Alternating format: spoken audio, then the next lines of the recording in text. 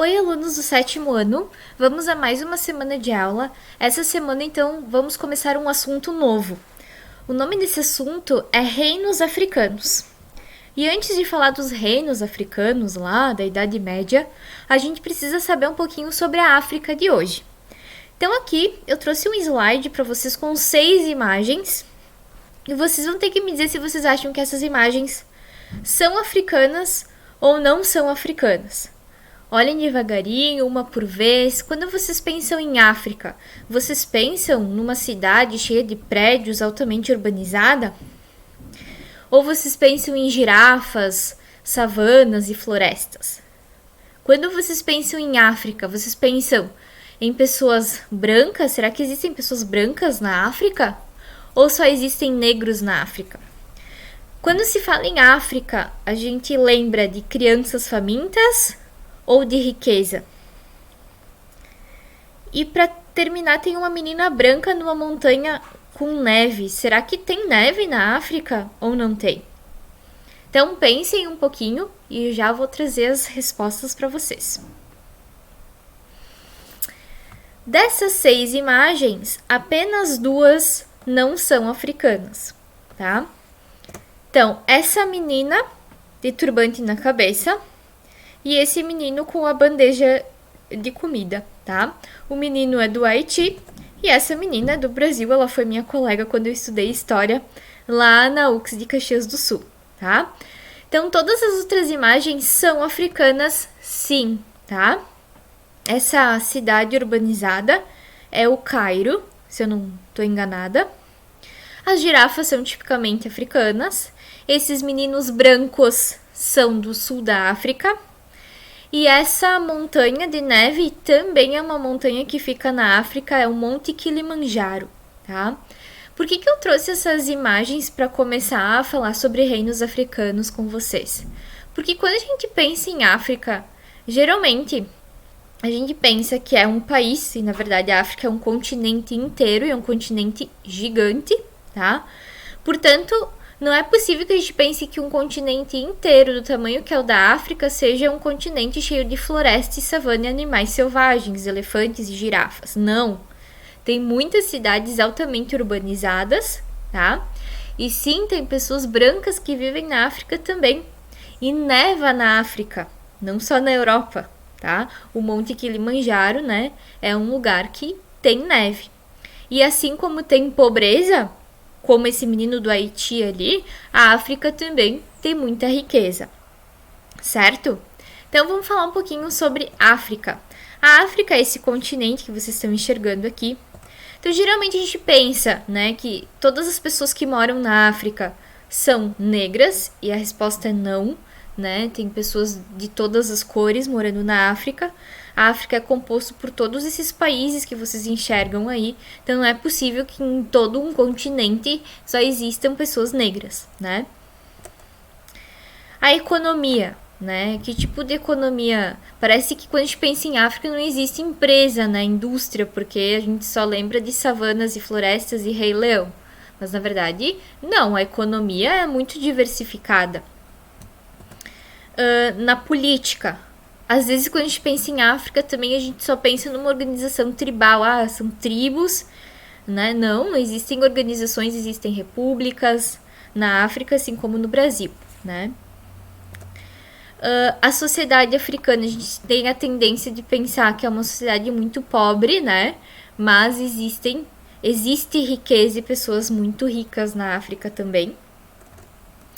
E a vegetação, a gente lembra aquela vegetação de Rei Leão, né? Uma savana ou uma floresta muito densa, né?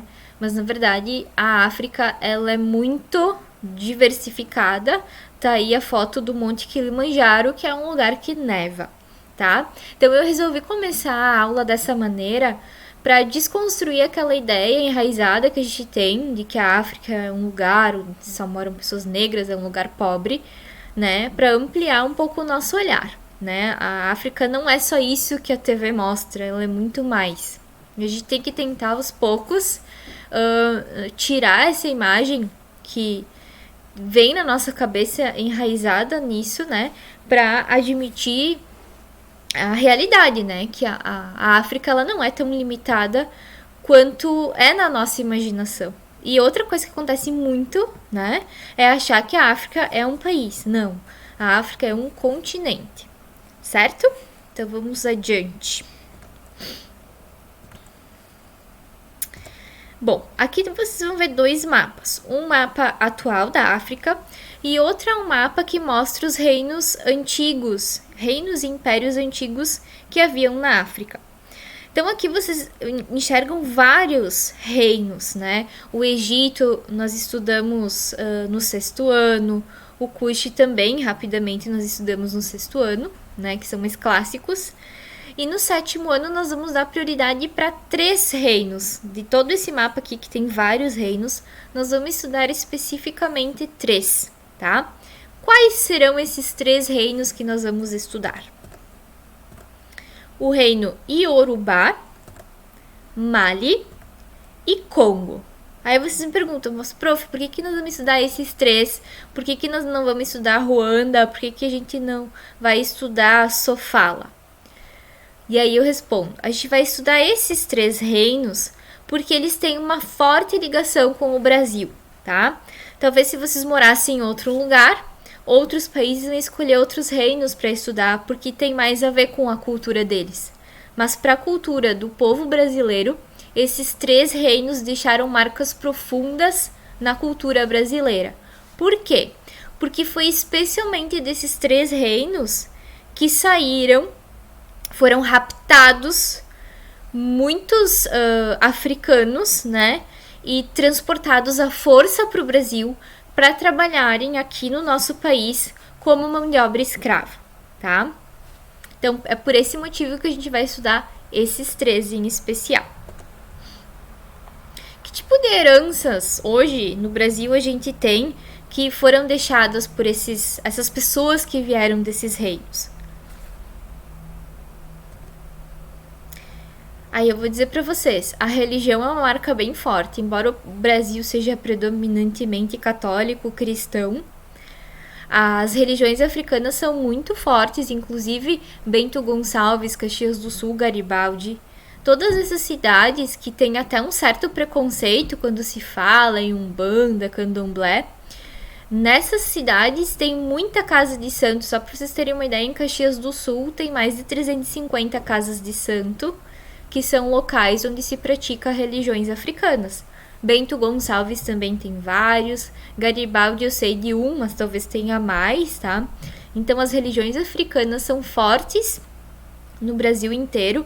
Às vezes a gente acha que aqui no Rio Grande do Sul, na nossa região, não tem muitas pessoas negras, então não existe muitos traços desses povos aqui, mas existe sim. E eu acredito que a religião seja um dos mais fortes aqui na nossa região, tá?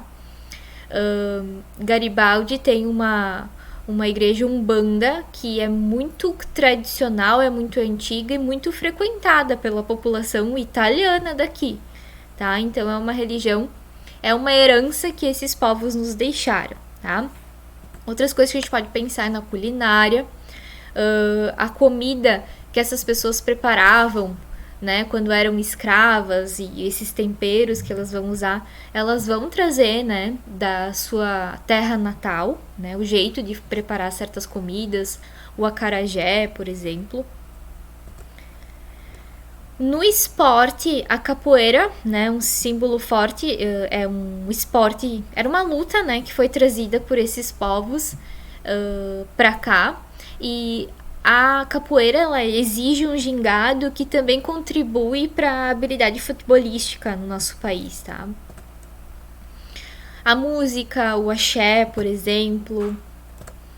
Na economia, isso é muito importante, porque se não fosse a mão de obra escrava aqui no Brasil,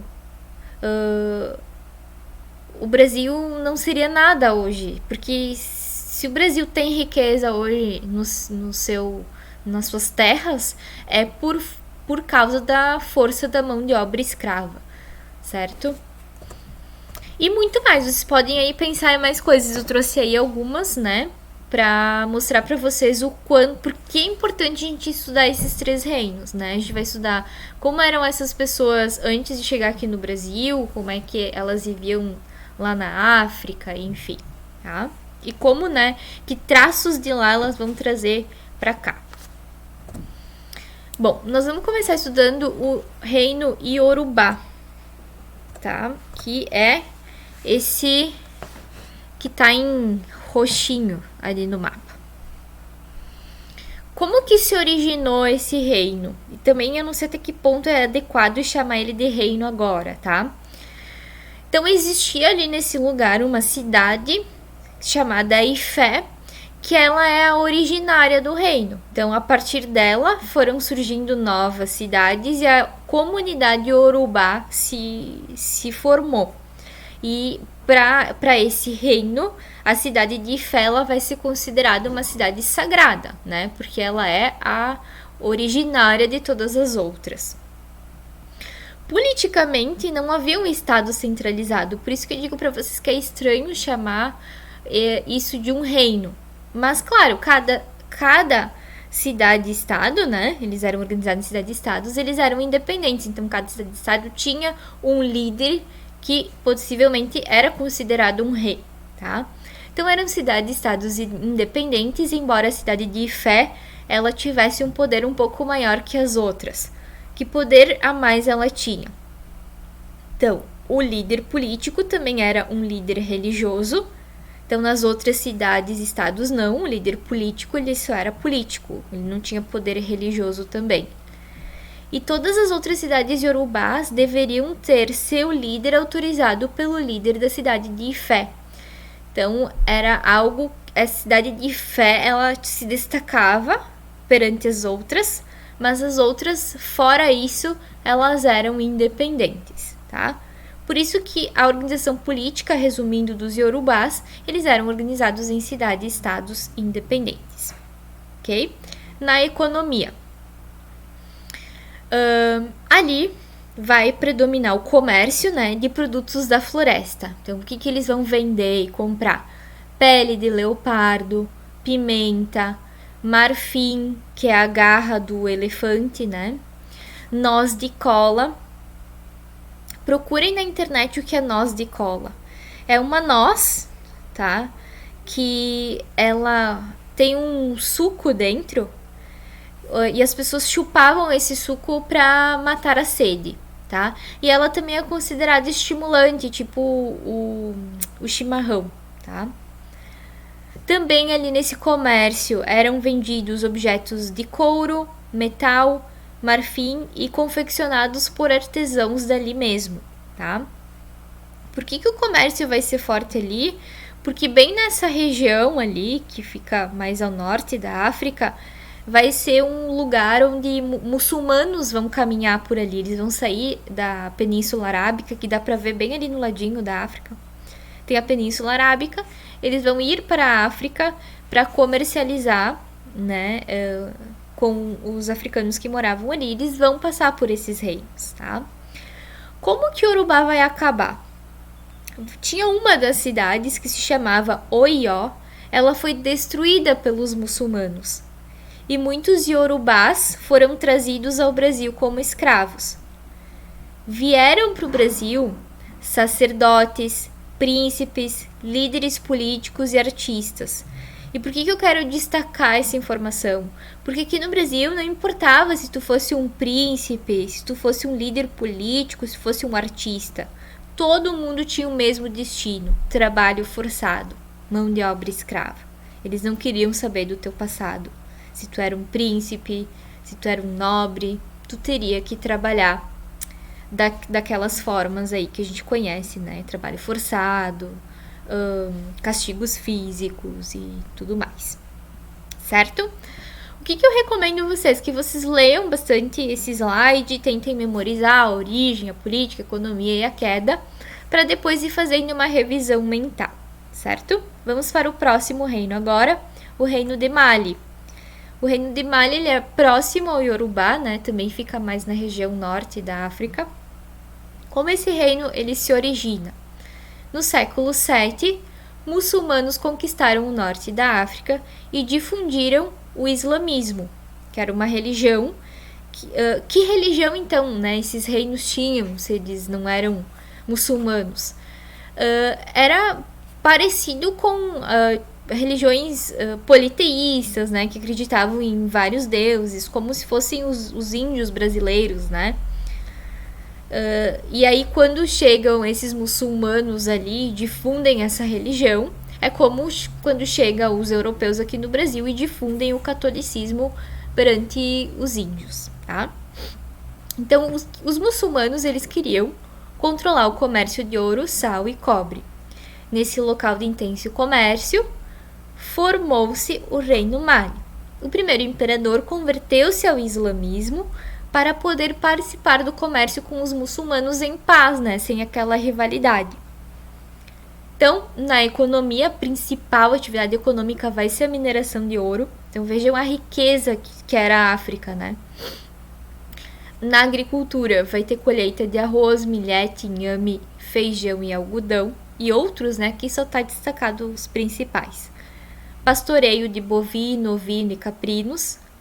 Artesanato, a gente vai ter marceneiros, né, trabalhando com madeira. E os ferreiros, trabalhando com o cobre, principalmente outros metais. Comércio, então, ouro, sal, cobre e a noz de cola aqui de novo. A noz de cola era considerada um produto de luxo, só a alta sociedade tinha acesso a esse produto. E o sal, nessa época, tinha uma importância econômica muito forte. Tem uma curiosidade a respeito do sal ter originado a palavra salário, tá? De tão valoroso que era esse produto nessa época aqui que a gente está falando, que é dentro da Idade Média, tá? A Idade Média compreende o século V ao XV. Aqui, vamos pensar mais ou menos ali na metade, no século X. Na política, o imperador era a autoridade máxima.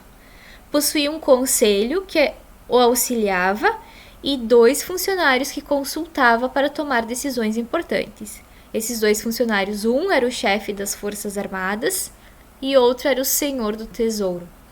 Então aqui sim era um império, não era um reino, Mali, era um império, né? E esse imperador, o legal é que, embora ele fosse a autoridade máxima, ele não governava de forma autoritária, porque ele tinha um conselho que auxiliava ele e 2 funcionários que também eram consultados para tomar decisões. Como esse reino vai cair, então? O império perdeu conflitos e perdeu poder para reinos que tornaram-se mais fortes.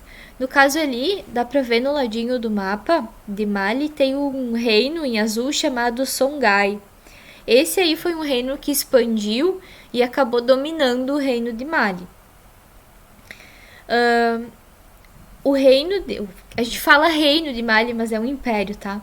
Ele durou mais de 200 anos e foi um dos mais duradouros. Por quê?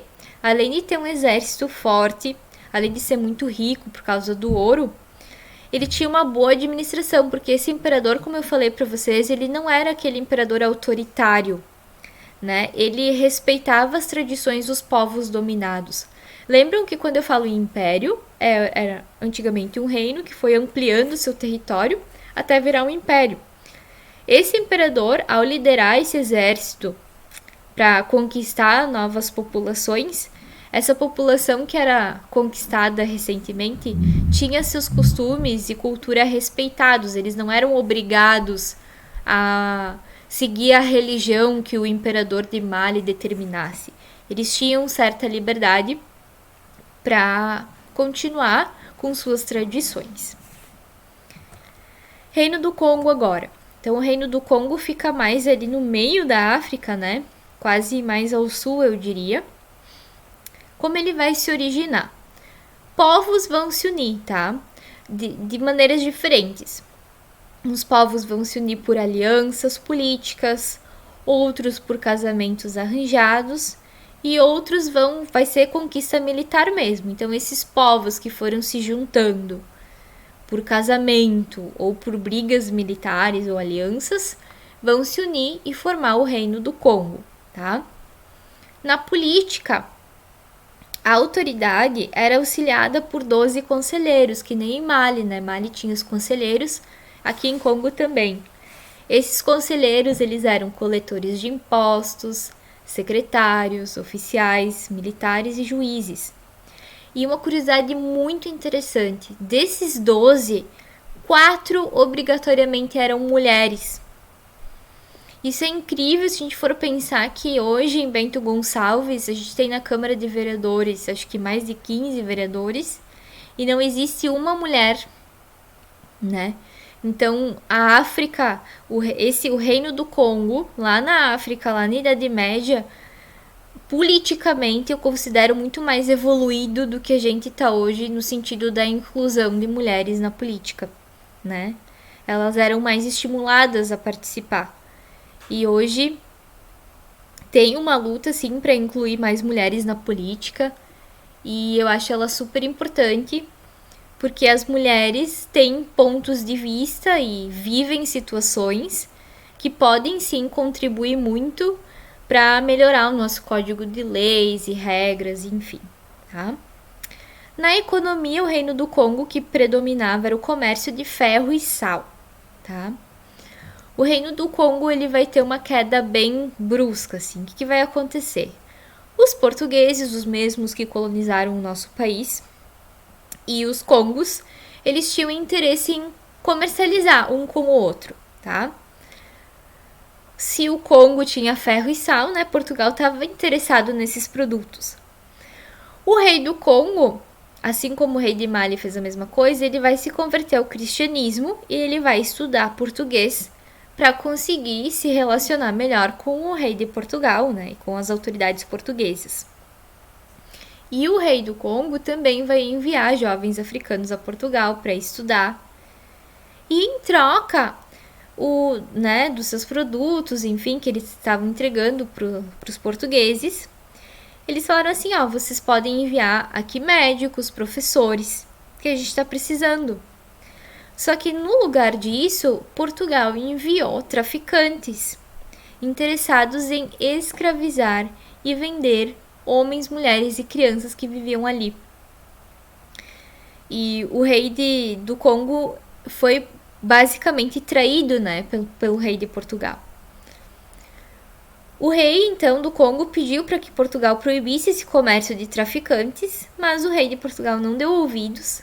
Aí o pessoal do Congo vai se revoltar, mas eles vão ser vencidos pelos portugueses. Então o reino do Congo ele vai acabar porque ele praticamente ficou despovoado de tantas pessoas que os portugueses raptaram dali e levaram à força para o Brasil. Isso despovoou e desorganizou o reino até que ele ficou sem condições de poder resistir. Certo? Então essa é a história dos 3 reinos. Então, no caderno, como é que vocês podem organizar esse conteúdo? O título é Reinos Africanos. Aí vai um por vez. Primeiro vocês escrevam ali Yorubás, um subtítulo, né? Yorubás. Aí coloquem origem, política, economia e queda. E vão colocando as informações que foi falado aqui no vídeo. Depois faz a mesma coisa com Mali. Depois a mesma coisa com Congo. Anotou tudo bonitinho no caderno, bem caprichado. Bate uma foto e me envia no portal. Continuando, então, além de enviar a fotinho do caderno organizado com esse conteúdo, eu vou deixar aqui 2 exercícios, tá? Esses exercícios estão no livro de vocês, mas vocês podem também pausar aqui o vídeo e colocar no caderno só a resposta, não precisa copiar todo o exercício. Então, o número 1, ele é de assinalar, ele tem tudo a ver com a nossa conversa lá do começo do vídeo, tá? E o último, né, esse aqui, ele é bem interessante. Tem esse cara, o Ney Lopes, ele é pesquisador, escritor, compositor. Ele encontrou vários provérbios que foram feitos no Congo, né? Então eles estão enumerados aí, tem 12 provérbios. Muitos vocês já devem ter ouvido falar, eles são muito famosos. E aí vocês não precisa copiar isso no caderno também. Vocês vão fazer lá a letra A. O que você entendeu do provérbio número 1? Letra B. Claro que vocês não vão fazer em dupla, né? Então, vocês vão fazer sozinhos. Leia com atenção o provérbio número 6 e 11. Vocês concordam com eles? Não é só dizer sim ou não. Tem que justificar, tá? Letra C. O que se pode concluir no provérbio número 5? O que se pode concluir é o que você entendeu, tá? Na B também, o que você entendeu do número 6 e do 11? E a letra D, nós também não vamos fazer essa atividade aí, mas aí vocês vão escrever o que você entendeu do provérbio número 2, e aí vocês vão dizer se vocês concordam com ele ou não. O número 2 é um dos meus preferidos, tá? E aí coloca por quê? Eu entendi isso do provérbio número 2 e eu concordo por causa disso. Eu entendi isso, mas eu não concordo por causa daquilo, tá? E a letra E, vocês vão fazer aí numa folha de desenho. Claro, não tem folha de desenho em casa, faz uma folha de ofício. Mas vocês vão escolher um desses provérbios para ilustrar, tá? E embaixo do desenho vocês escrevam daí o provérbio, tá? Isso aí que tá escrito, escreva com suas palavras o que ele ensina, não precisa. É só fazer o desenho e escrever o provérbio embaixo, tá? Então, são essas 3 coisas que vocês vão ter que fazer para me enviar. Então, repetindo. Organiza o conteúdo no caderno, bate uma foto e me manda. Faz esse exercício e esse, bate uma foto e me manda. E esse da letra E, vocês vão fazer aí separado numa folha de desenho, bate uma foto do desenho do provérbio e me manda. Certo? Espero que vocês tenham gostado da aula e até a próxima!